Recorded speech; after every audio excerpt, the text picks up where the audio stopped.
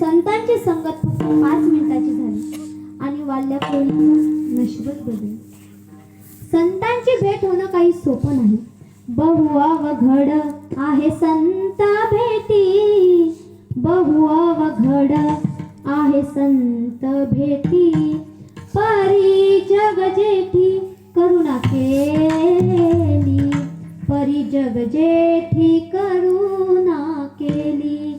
बहु अवघड आहे संत भेटी, बहु अवघड आहे संत भेटी. संतांची भेट होणं सुद्धा खूप अवघड आहे.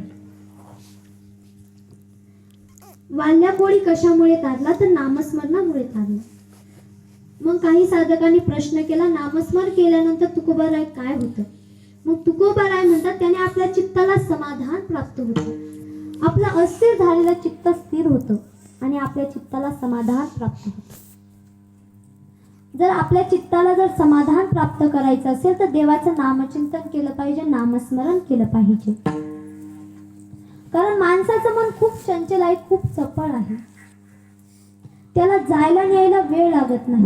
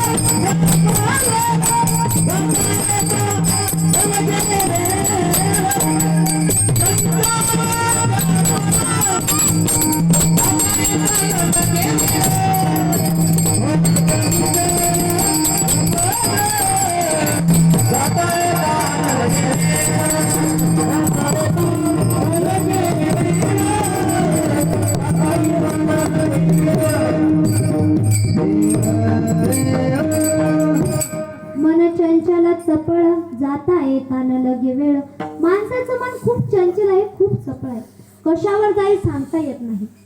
बघा एकाचं मन कशावर गेलं.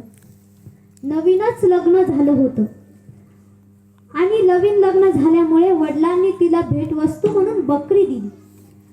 पूर्वी कशा गाई दिल्या जायच्या, पण आता गाई राहिल्या नाही म्हणून तिला बकरी दिली. बकरी बरोबर एक पार्सल दिलं. ही घेऊन आपल्या सासरी गेली आणि नवरा थोडा पिणारा होता. त्याचं लक्ष त्या बकरीवर गेलं आणि म्हणायचा, गंगे मला हे बकरी तू पार्टीसाठी. ती म्हणाली, मी नाही देणार. कारण प्रत्येक मुलीसाठी, प्रत्येक स्त्रीसाठी आपल्या माहेरकडची भेटवस्तू खूप अनमोल असते, मग ती कशी का असू द्या. ती म्हणाली, मी नाही देणार. तो म्हणाला, गंगे तुला ही बोकड बकरी मला पार्टीसाठी द्यावीच लागल. ती म्हणाली, मी नाही देणार. तो म्हणाला, कसं देत नाही मीच पाहतो. गेला घराच्या बाहेर. रात्री 12 वाजता घरी आला आणि अंधार होता, खूप काळोख होता. बोकड पाठीवर टाकला आणि निघून गेला. रात्रभर पार्टी केली. सकाळी याची उतरली. उतरल्यानंतर 10 वाजता घरी आला. घरी आल्यानंतर पाहतो तर काय, दारात बोकड तसंच आहे. दारात बोकड तसंच आहे आणि मोठ्या मोठ्याने आवाज द्यायला लागला बायकोला, गंगे, अगं ए गंगे बाहेर ये. ती म्हणाली, काय झालं? ती म्हणाली, थांबा मी अगोदर तुम्हाला विचारते. आपल्या दारातलं काळं कुत्रं कुठे गेलं रात्रीपासून ते मला अगोदर तुम्ही सांगा. म्हणजे याने रात्री पार्टी कशाची केली? तर रात्रभर काळ्या कुत्र्याचीच पार्टी केली. मग माणसाचं मन खूप चंचल आहे, चपळ आहे. त्याला जायला न्यायला वेळ लागत नाही. असंच माझं एका ठिकाणी कीर्तन होतं आणि समोरच एक आजीबाई कीर्तनाला येऊन बसली.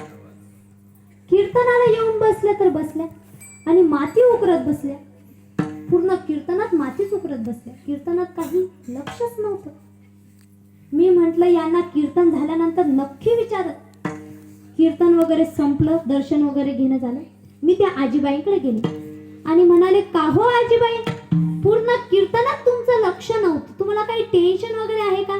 तुम्ही पूर्ण कीर्तनात मातीच उकरत बसल्या होत्या. त्या म्हणाल्या, काय सांगू बाई? मी म्हणलं, काय टेन्शन असेल ते तरी सांगा. त्या म्हणाल्या, मी कीर्तनाला येताना अगोदर कुलूप लावलं का कडी लावली, का कडी लावून मग कुलूप लावलं हेच मला आठवत नाही. मग त्या बसल्या कुठे होत्या? तर कीर्तनात बसल्या होत्या.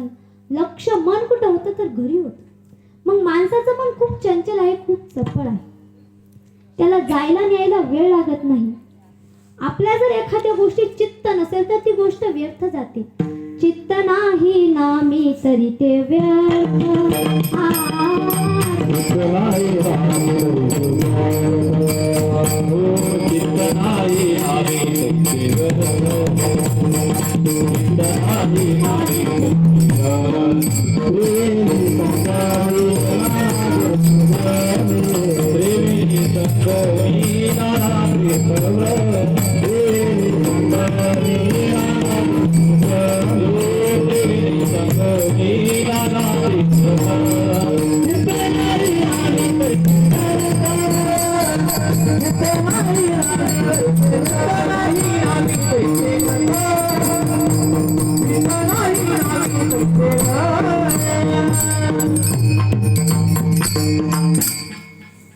आपलं जर एखाद्या गोष्टीत चित्त नसेल तर ती गोष्ट व्यर्थ जाते.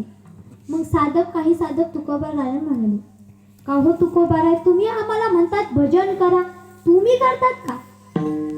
मग तुकोबाराय काय म्हणतात, सदा नाम घोष करू हरी कथा. करू म्हणतायत, करा म्हणतायत का? तर नाही. मी करतो असं म्हणता येते का? तर नाही. आपण सर्व मिळून देवाचं नामचिंतन करू म्हणतो. कारण काही ठिकाणी काय होतं, जर सांगणारा करणारा असला तर ऐकणारा सुद्धा ऐकून घेतो, आणि जर सांगणाराच करणारा नसला तर ऐकणारा ऐकून घेतो का हो? तर नाही. आज आपल्या गावात सप्ताह बसलाय, आज पहिलं कीर्तन आहे, चला कीर्तनाला. आणि मी जरा घरी पडतो, चला वारीला जाऊ. माझा नातू माझ्याशिवाय राहत नाही, मी नाही येणार वारीला. एकदा मरून पहा, नातू आपोआप राहतो. एक सासूबाई सुनबाईला अशीच म्हणायची, ए सुनबाई असं कर, ए सुनबाई तसं कर, अगं सुनबाई असं नाही तसं. ती म्हणाली, माझ्याकडनं काही होत नाही, तुम्ही तुमचं करा. आता पूर्वीच्या सासू सारखा तोरा राहिला नाही. एक सासूबाई अशीच आपल्या सुनबाईला बघायला गेली आणि म्हणाली, सुनबाई तुझं कॉलेज किती झालं? ती म्हणाली, इतकं झालं. तुला मशीन क्लास येतो का? ती म्हणाली, हो. तुला मेहंदी काढता येते का? ती म्हणाली, हो येते ना. ती म्हणाली, सासूबाई तुम्ही टेन्शनच घेऊ नका, मला सर्व काही येतं. मला जर ब्युटी पार्लर सुद्धा इतकं खास येतं. मी जर तुमचा मेकअप केला तर माझ्या सासरी बुवाला तुम्ही ओळखू सुद्धा येणार नाही, तुम्ही माझ्या सासू आहात म्हणून. अशी सुनबाई म्हणायला लागली. सासूबाई म्हणाली, बरं तुला सर्व काही येतं, पण तुला स्वयंपाक घरातलं काय येतं ते सांगा बरं. ती म्हणाली, सासूबाई खरं सांगू का, मला जर स्वयंपाक घरात गेलं तर अगोदर चक्कर येतं. अशी चक्कर येणारी सुनीने करून घेतली. घरी आली, हळद झालं, लग्न वगैरे झालं, आणि सुनाला तर काही येतच नव्हतं. फक्त खिचडी भात यायचं. तुमच्याकडे कशाचा करतात हो खिचडी भात? तांदळाचाच ना. फक्त तांदळाचाच खिचडी भात येत होता तिला. तिने खिचडी भात केला. खिचडी भात केल्यानंतर आपल्या सासूला खायला दिलं. सासूबाईने एक घास खाल्ला, एका घासात 4-5 खडे. सासूबाई मोठ्यानेच आवाज द्यायला लागले, ए सुनबाई इकडे ये. ती म्हणाली, काय झालं हो सासूबाई, तुला भगवंताने एवढे मोठे 2-2 डोळे दिले ना, तुला याच्यातले खडे दिसले नाही का? ती म्हणाली, मला तर भगवंताने 2च डोळे दिले, तुम्हाला तर भगवंताने एवढे 32 दात दिले ना, मग 4-5 खडे खाल्ल्यानंतर काय पडणार आहे का? म्हणजे जर सांगणारा करणारा असेल तर ऐकणारा सुद्धा शांत ऐकून घेतो. मग तुकोबाराय तसं काय म्हणतात, आपण सर्व मिळून देवाचं नामस्मरण करू म्हणतात. मग त्याने काय होतं, तर अस्थिर झालेल्या चित्ताला अस्थिर झालेलं चित्त स्थिर होतं आणि आपल्या चित्ताला समाधान प्राप्त होतं. हेच तुकोबारा अभंगाच्या प्रथम चरणात. स्वतःला माघोष करू हरी